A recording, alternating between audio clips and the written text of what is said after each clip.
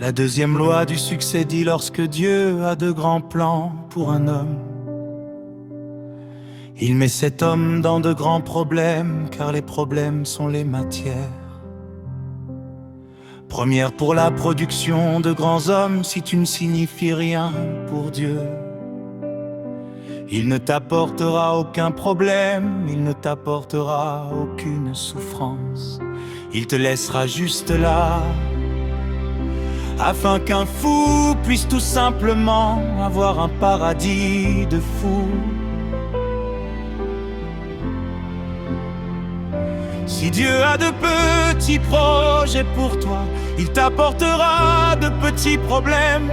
S'il a des projets moyens pour toi, il t'apportera des problèmes moyens. S'il a de grands projets pour toi, il t'apportera de grands problèmes. Car nous nous élevons à la grandeur à travers les problèmes.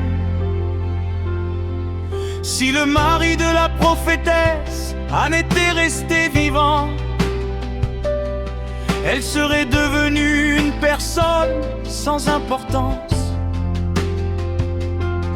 Elle aurait juste dit « Oh mon mari », et elle n'aurait jamais été entendue. Dieu prit son mari.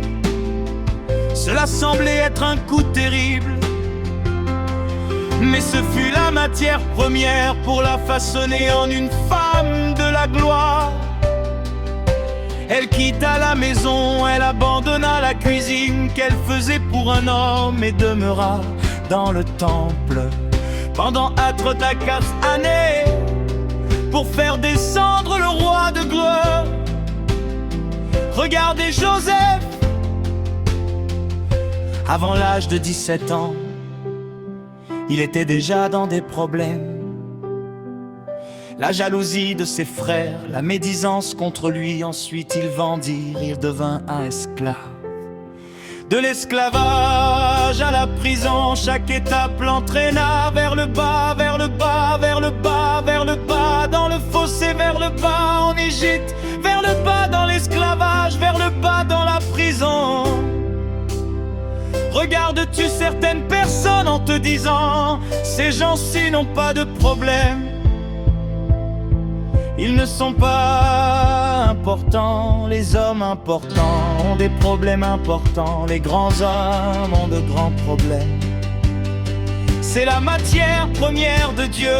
Quand tu vois venir de grands problèmes sur ton chemin, sache juste que Dieu t'a identifié pour la grandeur. Dis, quand je vois de grands problèmes venir sur mon chemin, je sais que Dieu m'a identifié pour la grandeur.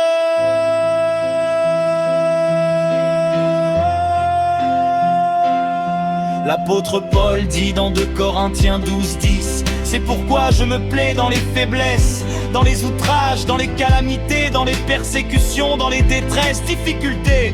Pour Christ en effet, quand je suis faible, c'est alors que je suis fort. La difficulté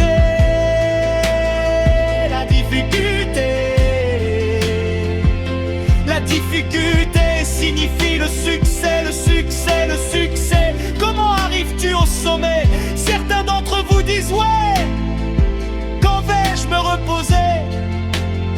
Écoute, sont-ils ministres de Christ? Je le suis plus encore, par les travaux bien plus, par les coups bien plus, par les emprisonnements bien plus souvent en danger de mort.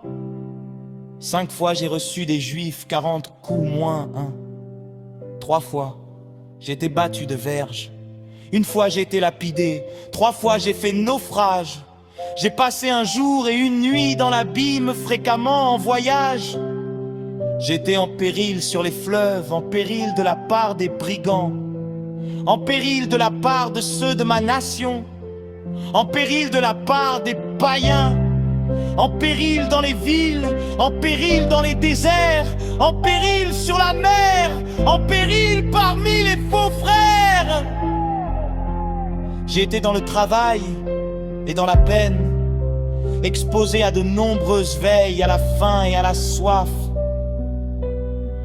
à des jeûnes multipliés, au froid et à la nudité. Les problèmes,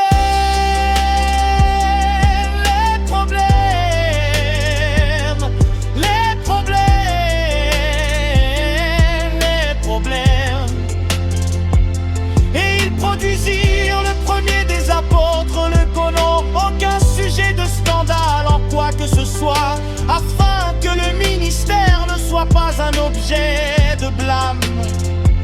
Mais nous nous rendons à tous égards recommandables comme serviteurs de Dieu, par beaucoup de patience dans les tribulations, dans les calamités, dans les détresses ou les coups, dans les prisons, dans les troubles, dans les travaux, dans les veilles, dans les jeûnes, par la pureté, par la connaissance, par la longanimité, par la bonté, par un esprit saint, par une charité sincère, par la parole de vérité, par la puissance de Dieu, par les armes offensives et défensives de la justice, au milieu de la gloire et dans les ignominies, au milieu de la mauvaise et de la bonne réputation, étant regardé comme imposteur, quoique véridique, comme inconnu, quoique bien connu, comme mourant, et voici nous vivons, comme châtiés, quoique non mis à mort, comme attristés, et nous sommes toujours joyeux,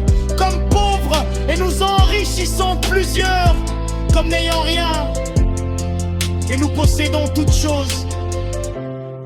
S'il avait choisi une voie plus facile, nous ne serions pas en train de lire ces écrits aujourd'hui.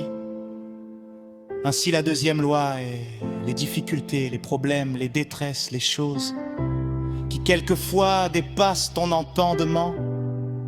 Le fait d'être écrasé dans toutes les directions sont une indication que tu as été choisi pour la grandeur l'heure. Lorsque tu vois ces choses arriver, sache ce pourquoi Dieu t'a choisi et dis-lui: Dieu, donne-moi davantage de souffrance.